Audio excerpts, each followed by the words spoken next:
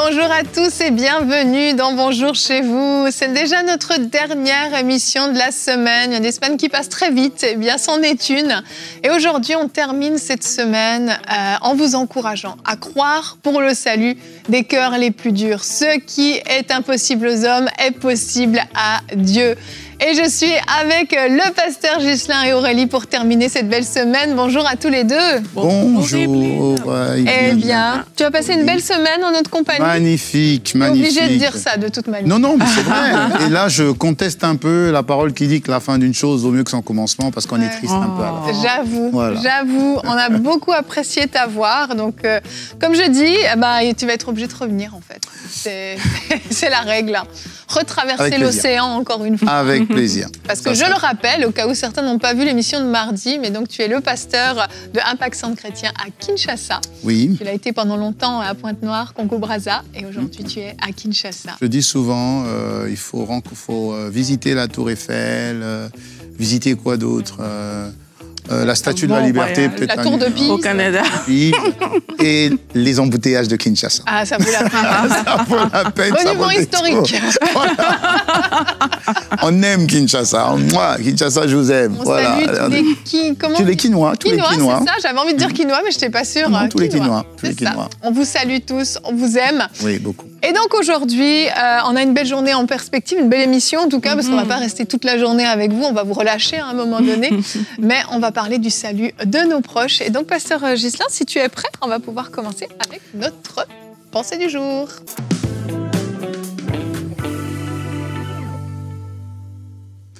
Alors aujourd'hui, nous allons voir l'importance de croire pour le salut des âmes. Pourquoi est-ce important de croire que les âmes doivent être sauvées? Premier point, Jésus est mort pour que toutes les âmes soient sauvées. En fait, Jésus est mort pour que ceux qui sont morts puissent revenir à la vie. Le fait d'accepter Jésus nous donne la possibilité de commencer une nouvelle vie. La Bible dit dans Jean 3, verset 16, « Car Dieu a tant aimé le monde qu'il a donné son Fils unique, afin que quiconque ne périsse point, mais croit en lui soit sauvé. » Voilà, la parole, voilà. Le plus important. Le message est passé. Voilà, le message est passé. Le message est passé, donc Jésus n'est pas mort pour rien. Jésus est mort pour que l'humanité ait la possibilité de naître de nouveau et de croire en Christ et de pouvoir embrasser cette nouvelle vie en Christ. Pourquoi encore le salut des âmes est important? Parce que Dieu veut une famille. Dieu veut agrandir sa famille. La Bible dit dans le livre de Actes 16, verset 31, Paul et Silas répondirent, « Crois au Seigneur Jésus et tu seras sauvé, toi et ta famille. » Là, c'est Paul et Silas qui parlent, mais Dieu parle au travers de Paul et Silas en disant que vous avez la possibilité de sauver un membre de votre famille. Ne désespérez pas si le frère, la sœur, le cousin, la cousine n'a pas encore eu la grâce d'accepter le Seigneur Jésus que vous avez accepté. Il n'est pas trop tard. Vous avez la possibilité, par la prière, on en parlera certainement tout à l'heure, de pouvoir ramener une âme perdue à Christ. Parce que vous croyez, il y a déjà la main de Dieu sur un membre de votre famille. Dites-moi Amen, si c'est bon pour vous. Amen. Ensuite, troisième point, pourquoi c'est important vraiment pour le salut des âmes? Parce que Dieu veut en réalité que tous les hommes soient sauvés. Voilà. Dieu veut que tout le monde soit sauvé, même celui qui te fait du mal.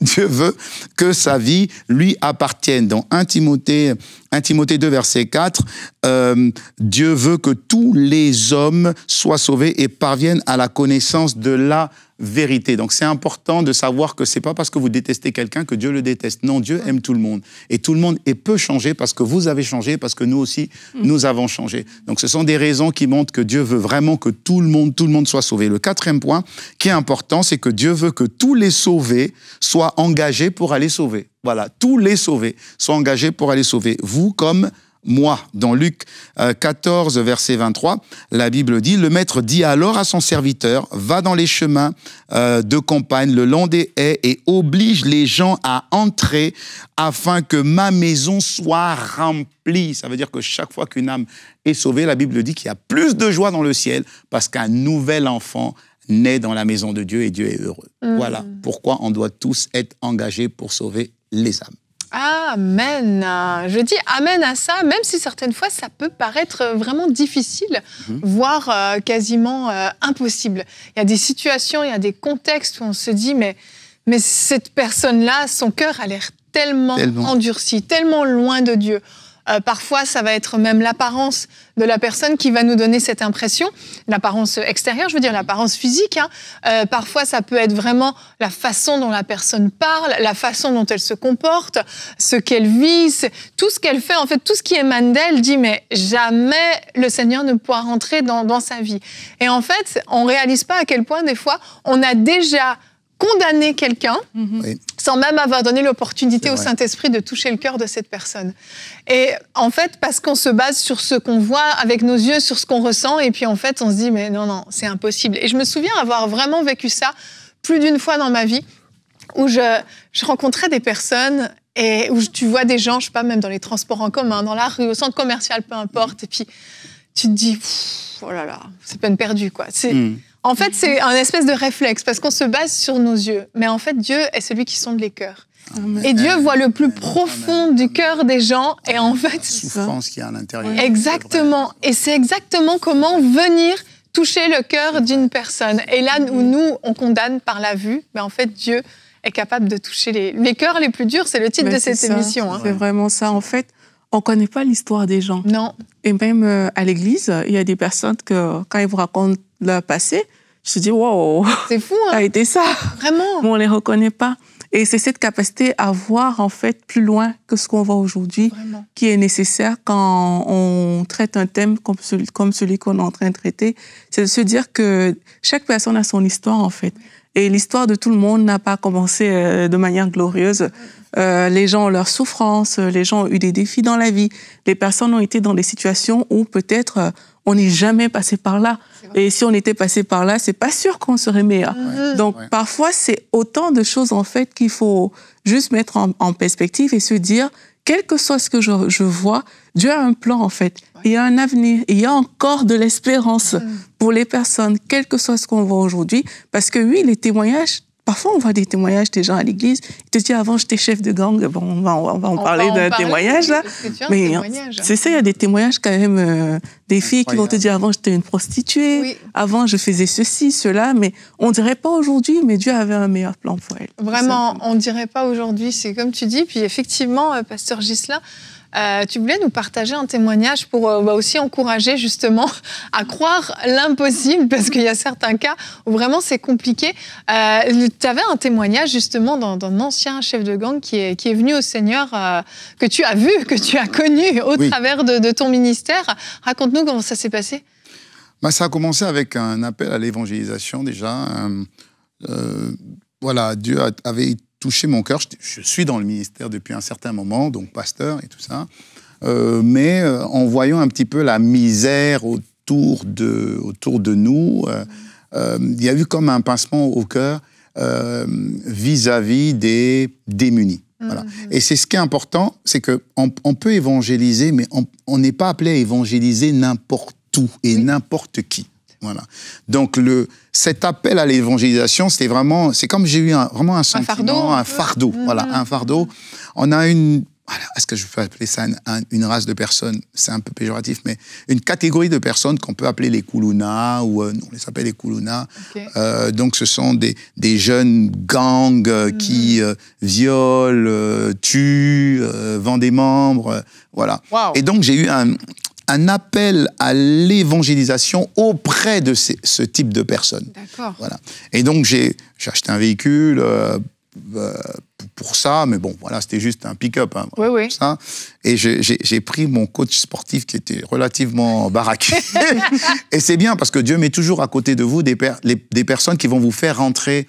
C'est comme si Dieu prépare le terrain, en fait. Ouais. Et donc, mon coach sportif, justement, connaissait donc ce type de personnes-là. Et je lui ai dit, accompagne-moi, j'ai envie de préparer un repas, voilà, avec eux. Et il y a eu une trentaine de personnes à peu près qui se sont présentés au repas. Et donc, pendant qu'ils étaient en train de manger, je me dis, Seigneur, mais qu'est-ce que je vais leur dire? Mais qu'est-ce que je vais raconter. Et à ce moment-là, à la fin du repas, j'ai commencé à leur parler de Jésus, que Jésus les aime, que peu importe ce qu'ils ont fait, que Dieu ne me préfère pas à eux. Et à un moment donné, plus je parlais de Dieu, et puis ils se sont levés, ils commençaient à se lever. C'était comme des lions en rage. Oui, je vois. C'est comme s'ils avaient été piégés, tu vois. Donc je voyais vraiment comme le visage des démons dire, mais on nous a eu. Et donc ils étaient en train de tourner. Et là, j'ai baissé les yeux. Alors j'ai fait une prédication, je crois que j'ai fait la prédication la plus rapide de toute ma vie.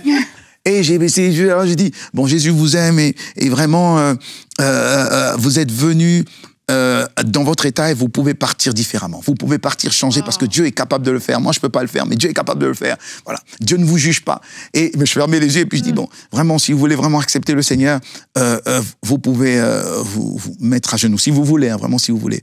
Et quand j'ai ouvert les yeux, tous sans exception étaient à genoux. Non. Ouais, tous sans exception étaient à genoux. Alléluia. Et ils ont reçu Christ ce jour-là. Après, je ne peux pas dire que tout le monde est resté attaché. Oui. Malheureusement, non. Tout le monde n'est pas resté attaché, mais leur chef est resté attaché, que j'appelle Patou, parce qu'il s'appelle Patou. Et leur chef est resté attaché jusqu'à aujourd'hui. De toute façon, il est resté attaché.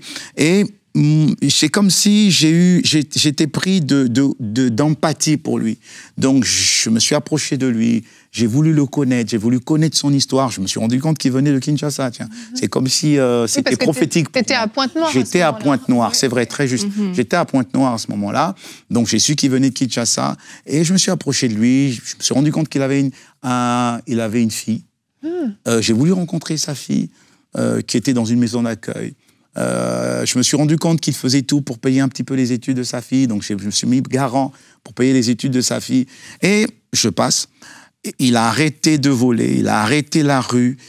Il était connu, hein. Quand il est venu à l'église pour la première fois, il y a une dame qui, excusez-moi du terme, mais elle a fait pipi sur elle. À cause de la peur. Oui, non, à cause de la peur de le voir, parce qu'il était impressionnant, ce monsieur. C'était quelqu'un de très méchant. Et de très connu. En plus. Dans le mauvais sens. Oui. Et donc, en le voyant à l'église une fois, 2 fois, 3 fois, il a arrêté de voler. Et il s'est mis simplement, on a fait une petite affaire, voilà, pour qu'il puisse vendre des unités. Il a commencé à vendre à un moment donné. Et ce qui m'a le plus impressionné, c'est que au bout d'1 an, il ne sait pas lire. Okay. Donc, il ne fait que se rappeler plus ou moins de ce que la parole de Dieu dit. Il ne parlait pas très bien français, mais à force d'être à l'église, ça allait. Un jour, à la fin du culte, ce qui m'a impressionné, c'est ça. À la fin du culte, à la fin d'une prédication, il dit, est-ce que je peux te parler? Il dit, oui, je peux te parler. Ok, je m'assieds à côté de lui. Après le culte, il se met à me parler. Il me dit, je crois qu'il est dit dans la parole que quand Jésus viendra... on ne reconnaîtra pas. Bon, je crois qu'il mélangeait plusieurs versets. Oui, hein. oui. On ne sait pas à quel moment le Seigneur viendra et tout ça. Mais bon, j'ai compris. Et puis il me regarde. Et puis il me dit, c'est toi Jésus, n'est-ce pas? Oui. Non, mais c'est exactement ça. Il me dit, c'est toi Jésus. Je dis, mais non, qu'est-ce que tu racontes? Et j'ai rigolé. Oui. J'ai rigolé. Il dit, mais à un moment donné, je voyais les larmes couler. Ce sont des personnes qui ne pleurent pas, ne connaissent pas la douleur, ils ne connaissent pas ça. Oui, ils sont tellement endurcis. Endurcis de cœur. Mais là, je l'ai vu. Et puis je dis s'il te plaît, ne me mens pas. Dis-moi la vérité. Dis-moi la vérité. C'est toi, Jésus. C'est toi, Jésus. Et puis j'ai dit, mais non. Et puis j'ai dit, mais non. Bon, écoute, Patou, arrête. Non. Pas déchirer tes vêtements comme dans la Bible. Voilà. Surtout pas lui. Et j'ai dit non. Et j'ai entendu la voix de l'Esprit qui m'a interpellé. Il me dit, OK. Il me dit, mais si tu n'es pas Jésus, qui es-tu? Et j'ai eu la parole du Seigneur qui est montée. Où on a dit à Jésus, qui es-tu? Et Jésus a dit, mais celui qui m'a vu a vu le Père. Et cette parole m'a interpellé. Il dit, mais si tu ne dis pas que tu es Jésus, tu es Christ, qui es-tu alors? Et j'ai posé la question à Patou en disant, mais pourquoi tu poses cette question? Et il m'a dit, je n'avais pas à manger, tu m'as apporté à manger. Personne n'a vu ma fille et tu es venu t'occuper de ma fille. tu m'as fait du bien là où personne m'a fait du bien. Et je me suis rappelé de cette parole, justement, dans la Bible, qui dit que dans Matthieu 25, rappelez, verset 35 à 40, qui dit, en effet, j'ai eu faim et vous m'avez donné à manger, j'ai eu soif et vous m'avez donné à boire, j'étais étranger, vous m'avez accueilli, j'étais nu et vous m'avez habillé, j'étais malade et vous m'avez rendu visite, j'étais en prison et vous êtes venus vers moi. Toutes les fois que vous les avez fait, c'est à l'un de ces plus petits de mes frères, c'est à moi que vous l'avez fait. Et cette parole est montée dans mon cœur. Et là, j'ai dit juste au Seigneur, pardon. J'ai dit, pardon. J'ai dit, écoute, si tu penses que je suis Christ plutôt, je suis Christ. Ouais, je suis Christ. Je suis pas Jésus, mais je suis Christ. Voilà. Et ça m'a interpellé en sachant que, mais finalement, on peut évangéliser en faisant juste preuve d'un peu d'hospitalité et en manifestant juste un peu d'amour, en fait. Jusqu'aujourd'hui, il a attaché à Christ. Jusqu'aujourd'hui, il est à Christ. Partout où je vais, en tout cas quand je vais au Congo, il se déplace pour venir me voir. Et puis il crie partout, il dit, c'est mon pasteur, c'est mon pasteur. On voit une photo d'ailleurs de vous, là. Oui, de là. Et qu'est-ce que je... Et puis c'est extraordinaire. On parle de Patou à EMCI. Vous voyez ce que je veux dire? Mais c'est en faisant quoi? Juste en donnant un peu de temps, un peu d'amour, un peu d'argent, un peu d'attention, un peu de prière. Et ça transforme la vie d'une personne. Patou me fait un témoignage un jour, il me dit, est-ce que je peux te parler? Je dis, ok, encore une fois, vas-y. Il me dit, mais est-ce que tu es sûr que si je te dis, je me confesse, parce qu'il faut que je me confesse. La Bible dit, il faut qu'on se confesse. Vous voyez ce que je veux dire? Et c'est très bien, parce que la capacité à mettre la parole de Dieu en pratique. Oui, oui. Alors, je dis, oui, vas-y, tu peux te confesser. Il dit, oui, parce que j'ai fait quand même beaucoup de mal. Je dis, ok, bon, vas-y. Il dit, mais la dernière fois, je me suis confessé, et le pasteur, après, m'a suivi, parce qu'il s'est rendu compte que c'était moi qui avais fait du mal à sa femme. Oh. Oui. Je dis, non, mais t'inquiète pas, moi, je ferai pas ça. Il dit, ok. Alors, il a commencé. Alors, j'ai tué. Je dis, ok. Est-ce que tu crois que Dieu peut me pardonner? Je dis, oui, Dieu peut te pardonner. Il dit, ok. J'ai vendu des membres au marché noir. Il dit, oui. Je dis, ok. Et après, il dit, tu m'aimes toujours? Je dis, oui, bien sûr, je t'aime toujours. Il dit, ok. J'ai fait des choses sur des gens même qui étaient morts. Je dis, ok. Je dis, tu m'aimes toujours? Je dis, oui, je t'aime toujours. Je t'aime toujours. Et puis il dit, mais c'est pas pire. Je dis, c'est pas fini. C'est pas fini. Parce que là, il dit, non, je te dis pas. C'est pour vous dire à quel point les gens portent la culpabilité de tout ce qu'ils ont fait. Mais Dieu dit que Dieu a tant aimé le monde qu'il a donné son Fils unique. Et Dieu veut que même le pire se convertissent. Oui. Okay. Et donc, ce qui est important pour nous, c'est de savoir qu'autour de nous, il y a nos foyers, nos familles, nos oncles, nos tantes qui ne sont pas sauvés. Oui. Mais il y a aussi peut-être la personne que vous rencontrez dans la rue, une personne, si vous avez à cœur peut-être les orphelins, si vous avez à cœur les gens de la rue, si vous avez à cœur les prisonniers, ça commence toujours par un cri du cœur. Et ce cri du cœur, c'est un appel à l'évangélisation de ce type de personnes-là. Dieu vous oint pour ça. Dieu vous suit pour ça. Dieu vous bénit pour ça. Dieu vous soutient pour ça. C'est pourquoi c'est important. Je pense que le témoignage de Patou, moi, m'a marqué jusqu'à aujourd'hui. Et c'est bien, parce qu'aujourd'hui, Patou est comme le pasteur de ces gens de la rue. Waouh, c'est fou. C'est magnifique. En fait, il a vu l'amour de Christ au travers de toi. C'est pour ça qu'il a cru que tu étais Jésus. Mais c'est l'amour de Christ manifesté au travers de toi qu'il a vu. Et c'est fou. Ce que je retiens dans ton histoire aussi, c'est ce fardeau que tu as eu. C'était conduit, parce que en temps normal, ce que tu as fait est extrêmement dangereux. Oui, tout à fait. Je veux le préciser, parce que je veux pas que quelqu'un tout à coup se lance là-dedans. S'il vous plaît, oui. C'était conduit par le Saint-Esprit. Oui, c'était conduit. Dieu avait un plan pour ces hommes-là, et certainement particulièrement pour lui. Vraiment un plan pour sa vie, pour son cœur. Dieu avait sondé son cœur et avait vu que derrière cette carapace et toute cette méchanceté, il y avait en fait un cœur tendre qui cherchait Dieu, certainement, mais profondément, il n'en avait pas conscience. Mais il y avait quelque chose. Parce que Dieu connaît nos cœurs et il voit déjà les chemins qui sont tout tracés dans les cœurs. Et en fait, c'est extraordinaire parce que ton obéissance a valu ce salut-là. Et ça me fait penser même à David Wilkerson, avec le témoignage de Nicky Cruz. Oui, tout à fait. Nicky Cruz, qui était un chef de gang aussi. David Wilkerson a tellement insisté auprès de lui. Nicky Cruz lui disait, je vais te couper en morceaux. Et David Wilkerson lui disait, mais chaque morceau de moi criera Jésus t'aime. Amen. Et je crois qu'il y a certaines personnes qui, peut-être même en ce moment, certains sont en train de recevoir un fardeau vraiment pour des personnes qui sont tellement tellement marginalisées, tellement loin, et qui ne mettront jamais un pied par elles-mêmes dans l'Église, en fait. Et ces personnes-là, il faut aller les chercher là où elles sont, les trouver là où elles sont. Et là, tu leur as proposé un repas, mais ça aurait pu être n'importe quoi d'autre. En fait, c'est le Saint-Esprit qui t'a conduit à ça. En fait, c'est la dimension de l'amour manifesté par rapport aux autres. Et là, oui, on parle des personnes qui sont marginalisées, ou bien des personnes qui ont peut-être, on va dire, un passé lourd. Oui. Mais tout autour de nous, il y a des gens qui n'ont pas forcément ce type de passé, qui sont plus simples, entre guillemets, on va dire. Et l'approche qui a été utilisée, tu vois, c'est une approche d'attention. C'est pas une approche de jugement. Oui. Et quelquefois, tu auras même ton père, ta mère, qui ne connaissent pas le Seigneur, mais tu vas les juger en les critiquant. Tu vas regarder à leurs fautes, tu vas juste dire qu'ils sont païens, tu vas juste mettre le doigt sur les choses qui font de mal. Oui. Tu vas dire que oui, mais eux, ils sont dans la secte, c'est pas ci, c'est pas ça, etc. Mais c'est pas le regard attentionné. Et là, moi, ce qui me marque, c'est vraiment cette attention. C'est que là où on ne regardait pas cette fille-là, il y a quelqu'un qui l'a regardée. Et on ne réalise pas que même parfois nos proches, même ton père, même ta mère a besoin que tu ouvres l'œil, que tu aies cette attention sur lui, en fait, pour lui montrer que, en fait, je vois les choses que les autres ne voient pas.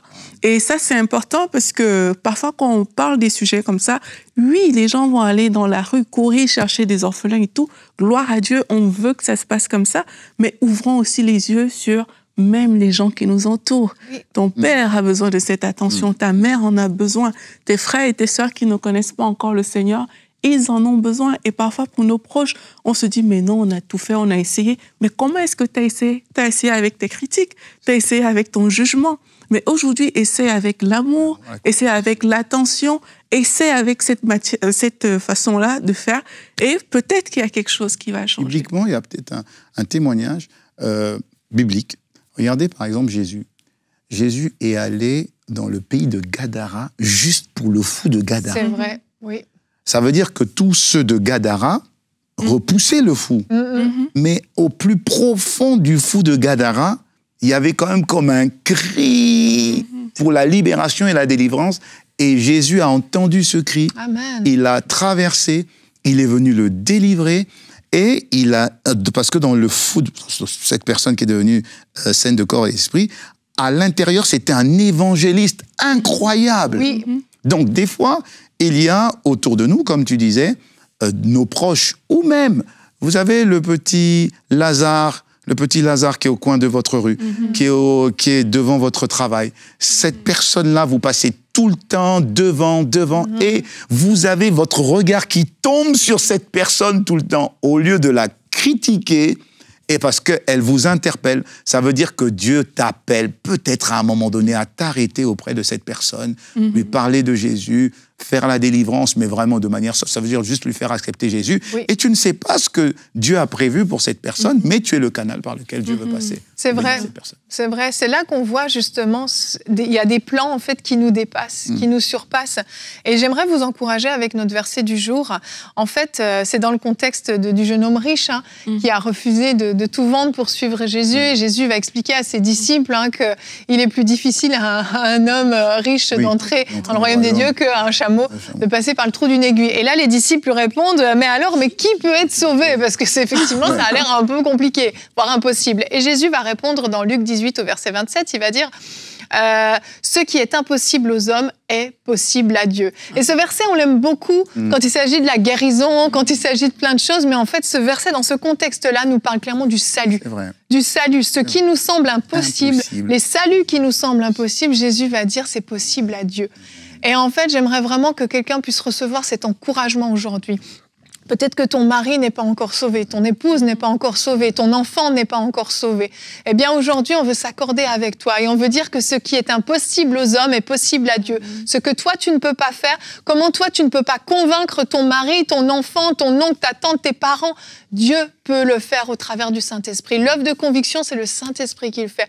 Et on va prendre un temps, on va prier maintenant et on va se joindre à vous. On va prier pour le salut de vos bien-aimés. Père, au nom de Jésus, ensemble, unis sur ce plateau. On veut déclarer, Seigneur, que le salut fait son entrée dans l'entièreté des foyers qui nous suivent. Les enfants reviennent au Seigneur. Les maris, les épouses qui ne sont pas encore sauvés se tournent vers Christ au nom de Jésus-Christ. Nous voulons déclarer, Père, que le salut fait son entrée maintenant dans toutes les maisons qui nous suivent aujourd'hui. Seigneur, c'est toi qui délivres, c'est toi qui libères, c'est toi, Esprit de Dieu, qui vient convaincre de péché, de justice et de jugement tous les cœurs les plus endurcis, les plus durs, au nom de Jésus. Et on veut prier également, Père, que tu puisses nous donner tes yeux, que tu puisses nous donner ton cœur, toutes ces personnes autour de nous qui sont dans la détresse, toutes ces personnes qui sont, oui, marginalisées, comme on l'a dit, des cœurs durs. Père, donne-nous ce fardeau, comme tu l'as fait avec le pasteur Ghislain. Ouvre nos yeux sur la détresse humaine autour de nous. Ouvre nos yeux à ces cœurs qui semblent durs de l'extérieur, mais qui sont tendres à l'intérieur et qui te recherchent. Père, viens nous montrer ces personnes que tu as appelées à te servir, que tu as appelées à se tourner vers toi. Merci, Seigneur. On peut prier encore. Père de grâce, merci pour vraiment cette puissante prière faite à l'unisson dans le nom puissant de Jésus. Toi qui veux que tous les hommes soient sauvés, Seigneur, Père, au-delà de nos foyers et de nos familles, Seigneur, sur le chemin de nos différentes activités, Seigneur, de nos différents emplois, il y a forcément un Lazare, Seigneur, qui est au tournant d'un chemin, Seigneur, à un carrefour. Seigneur, nous prions que non seulement tu nous interpelles d'une manière particulière, mais que tu nous donnes la capacité et l'onction nécessaire, Seigneur, pour parler, parce que c'est toi qui convainc de péché, de justice et de jugement. Seigneur, il s'agit juste de libérer la parole, comme il est écrit. Il envoya sa parole et sa parole est guérie, et sa parole est fit sortir de la fosse dans le nom puissant de Jésus. Nous brisons tout esprit de résistance, de raisonnement, de forteresse, tout voile, Seigneur, qui empêche, Seigneur, des membres de nos foyers ou des collaborateurs ou des connaissances, Seigneur, de pouvoir recevoir la parole. Nous prions pour que le cœur soit disposé pour la semence de cette prière qui est une parole qui créera le désir d'ouvrir le cœur à Jésus. Alors merci parce qu'avec toi, il y a toujours de l'espoir et nous croyons au témoignage puissant de renouvellement, de restauration et de salut des âmes dans le nom puissant de Jésus avec action de grâce. Merci Seigneur. Merci Seigneur.